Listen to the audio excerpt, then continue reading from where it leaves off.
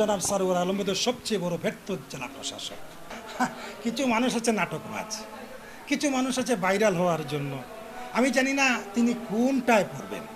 তো তিনি এসে যেভাবে হুমকি দিয়েছিলেন প্রথমে যে আমি সিলেট এসেছি, আর কখনো এক কোদাল মাটি কাটা পাহাড় থেকে হবে না, উনার অবস্থায় উনি থাকা অবস্থায় মোটামুটি পাহাড়গুলো সাবার হয়ে যাচ্ছে।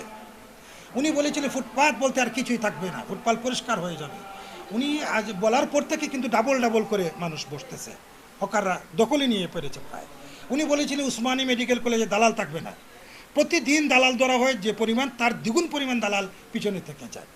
এই যে আপনার যে একটা পাথর চুরির যে ঘটনাটা হলো, তিনি এসে বলেছিলেন যে কাউকে ছাড় দেওয়া হবে না, শ্বেতপত্রটা কিন্তু আজও তিনি বার করতে পারেনি।